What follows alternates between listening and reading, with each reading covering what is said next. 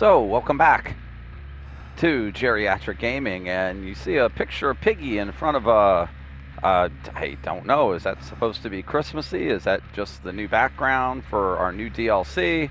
Uh, I, I don't know. We are in December now, and I would assume we would have seen something a little more winter themed for this new killer and new background, and that's not really it. But hey, what do you expect from Dead by Daylight? What do you expect from me? You would expect on this first day of a DLC that we would have the new killer and we would be testing them out and trying them out. But at the moment, if you take a look at my killers, you will see, yeah, available but not yet purchased. Why is that the case? Welp, if you check back, and we will bump out of this screen, we're going to go to our news here really quick. And if you'll see right here, we have the new DLC has been released. We have the twins, Charlotte and Victor, obviously, and the new survivor that was released. And the problem is, if we scan down far enough and we take a look at the patch notes, this is something we already knew, but there are known issues.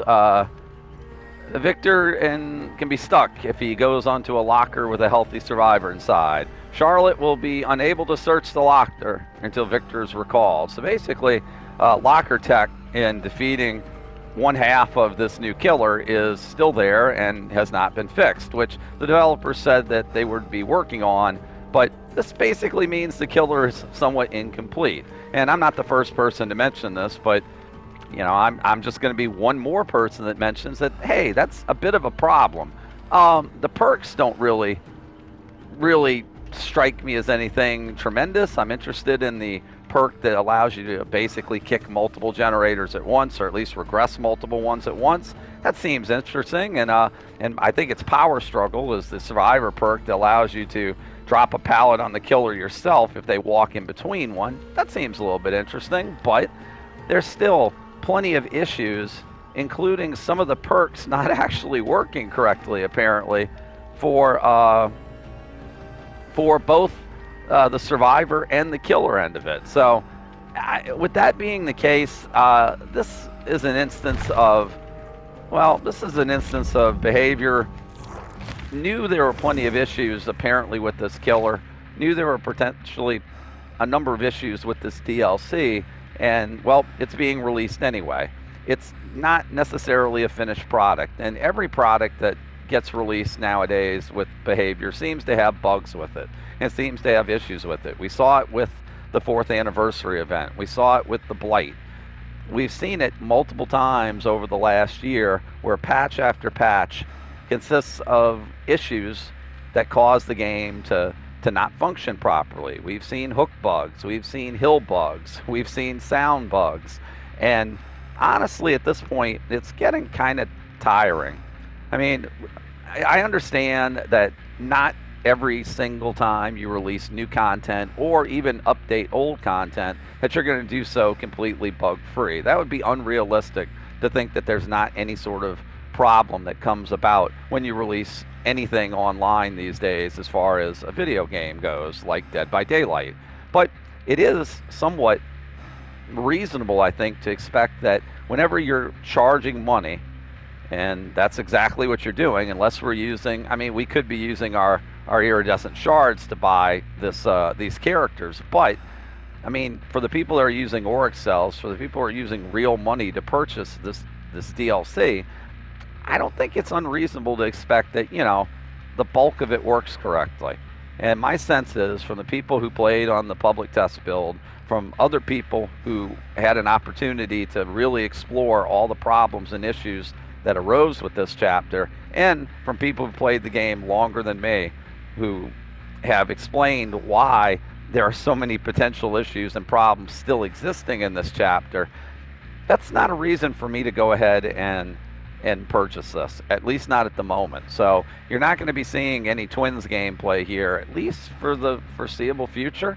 I don't know when that's going to change. That could be, later this afternoon. That could be a day. That could be a week. That could be a month. That could be until the developers actually fix some of these known problems, because the easiest way to send out a message to any company that puts out a product that doesn't meet the standards that you think it should meet is to simply not give them your money. If you give them their money, if you give them your money, and if other people give them their money, then, well, then the message isn't going to be sent. And, a company like Behavior will continue to release a product that, well, may not be up to snuff.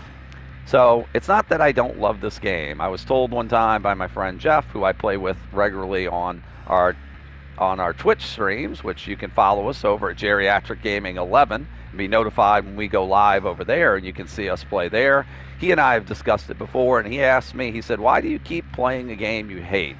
I don't hate the game. I actually love this game. I've come to enjoy it tremendously. I love the strategy elements of it.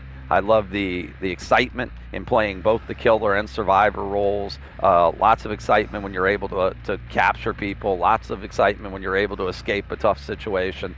I enjoy the game. I enjoy playing as characters like the Pig or Michael Myers or Freddy. Well, I'm sorry, I can't play Freddy on my PS5 because apparently there's issues there too. But you get the gist. I enjoy playing the game.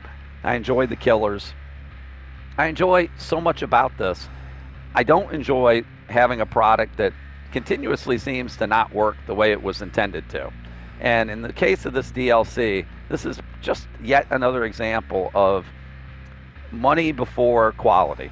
And it's not like Behavior's the only company that does this. Plenty of companies do this, where they put out products that are just not up to snuff, simply as cash grabs. And I understand that there are stockholders and people that have investments in Behavior who want to see a return on that investment, and to do so, well, they have a schedule to release DLCs. And we are going into Christmas, and I'm guessing it would have been not in their best interest from a financial standpoint to delay this DLC long enough in order for all the changes that needed to be made in order to make things much more functional to be done.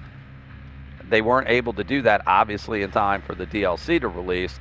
But again, they putting it out in I don't want to say an unfinished state, but certainly a state that is not what should be for a product that you're charging full price for. If you're going to do that to your customers and consumer base, you are putting your profits above the quality of your game. And the problem is that you can only do that for so long.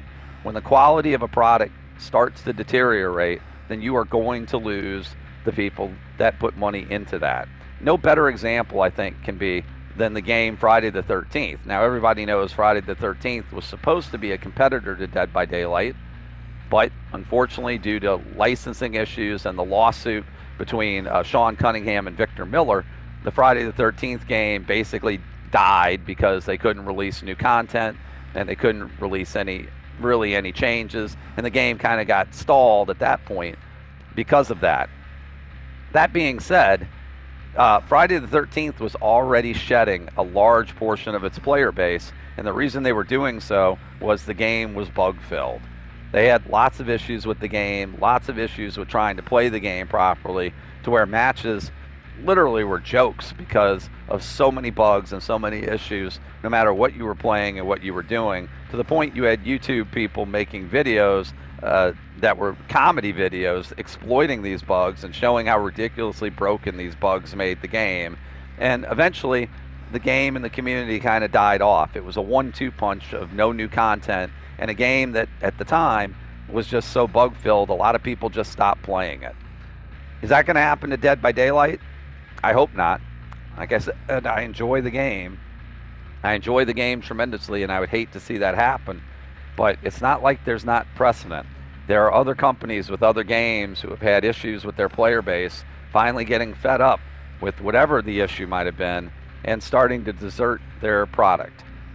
I really hope that's not the case with Behavior and Dead by Daylight, because again, I love playing this game, but I'm not going to be doing it with the twins. I'm not going to be doing it with Eloise, the new survivor.